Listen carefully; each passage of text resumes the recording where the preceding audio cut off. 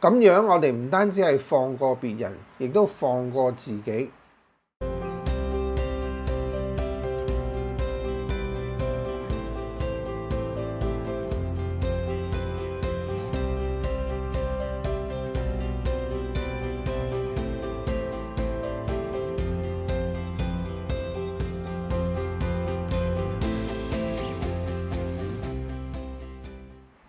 Hello， 大家好，歡迎大家翻到嚟胡思亂想，發揮人生。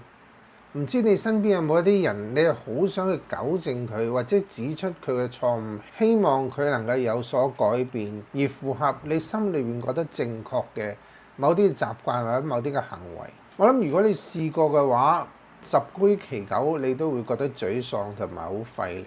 可能對方因為你嘅説話而喺短期內有所改變。而冇幾耐佢就依然故我。譬如有啲 client 佢唔中意佢老公食煙，於是咧佢無論勸啊、鬧啊，咩方法都出齊啦。佢老公只係唔喺佢面前食啊，匿埋喺洗手間或者出街食，始終達唔到佢心目中想佢老公戒煙呢個咁嘅目的。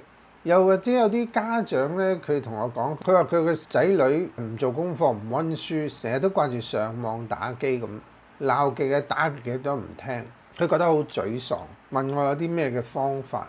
唔知你有冇發覺，其實呢啲朋友都陷入咗一個誤區，佢係想去改變另一個人而符合佢心目中嘅期望。呢個真係超級困難嘅一件事，因為一個人嘅改變，如果唔係由佢內在嘅動機出發嘅話，佢係好難持久或者徹底咁樣真正嘅改變過嚟。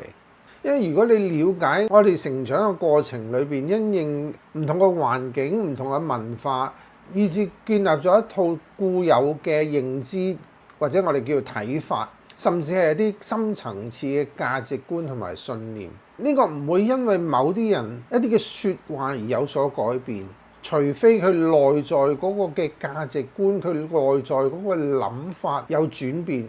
咁佢先至會有好大嘅動力嚟到去作出一個生命嘅跳躍。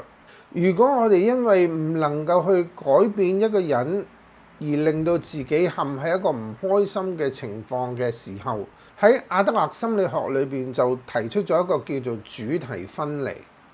意思即係咩呢？意思即係話困擾我哋呢件事嘅主題嗰個責任究竟係屬於邊一個？邊一個應該為呢件事負上責任？譬如我頭先所講個 client 想個丈夫戒煙咁，戒煙成唔成功呢個責任究竟係邊個身上呢？必然唔喺我 client 身上，一定會係先生需要負責任。所以決定戒唔戒煙應該係由佢丈夫嚟到去做主導，而唔係個妻子強迫丈夫又做一啲乜嘢嘅改變。咁你話如果唔催逼佢嘅先生，佢咪戒唔到煙咯？戒唔到煙咪會影響咗身體嘅健康咯。咁其實喺阿德勒心理學裏邊講，佢先生如果唔戒煙，影響咗身體健康嘅話，呢個係丈夫因為唔戒煙所要付嘅代價，所以亦都唔關妻子嘅事。咁有啲妻子可能我就話佢如果佢先生唔健康，咪我冇人照顧，甚至我要照顧佢咯。嗱，咁呢個呢，就屬於妻子嘅課題。你點樣去為到需要被照顧或者要付出照顧他人呢件事，你去負上責任而決定點樣去做，就唔關嘅先生事。就好似有啲家長佢好着緊仔女嘅功課，佢係咪温書，係咪做足功課。我哋都聽過好多小學生嘅家長，因為同自己嘅小朋友喺功課上嗰個拉扯嗰個嘅糾纏，令到好沮喪，甚至好有挫敗感。嗱，其實我哋同樣都係主題分離，做功課呢件事係邊個嘅責任呢？當然係小朋友啦。如果佢唔負上做功課呢個責任，佢得唔到好成績，佢自己就要承擔後果啦。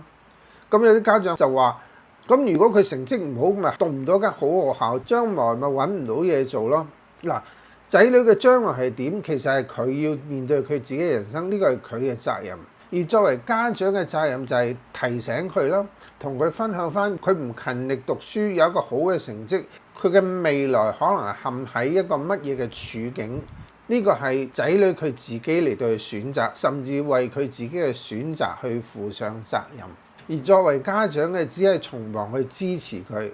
到小朋友話我需要某一啲嘅支援、某一啲嘅補習或者某啲嘅書本練習簿嚟到幫助佢喺學習上高有所提升，咁我哋作為家長就係提供呢啲資源俾佢。所以喺親子上高，我哋其實唔係作為一個監督者、逼迫者，我哋係要成為仔女嘅一個支持者，以致佢更加有動力嚟到去繼續佢要行嘅路。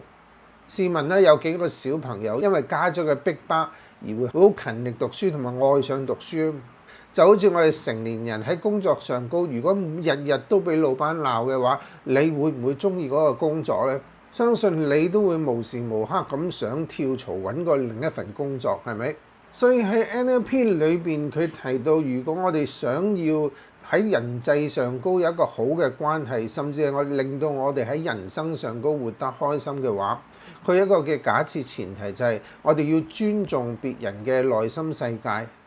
意思即係話我哋每個人就算係睇同一件事，我哋都會因為我哋嘅經驗、我哋嘅信念而對呢件事有唔同嘅睇法。所以呢個唔牽涉到對同錯，只係我哋大家嘅觀點唔同。所以我哋要學習就係尊重別人嘅諗法，而唔能夠強行咁要別人去認同我哋嘅。咁樣我哋唔單止係放過別人，亦都放過自己。所以日後如果我哋遇到同類嘅事件，我哋就要學習阿德勒心理學呢個將主題分離出嚟，睇清楚呢件事係應該由邊一個嚟到去負責，係自己嘅努力去將佢處理。如果唔係自己嘅話，將佢交翻俾別人。學習時刻咁尊重別人嘅內心世界，希望呢個觀念能夠幫到你活出一個開心快活嘅人生。我哋今集就到呢一度。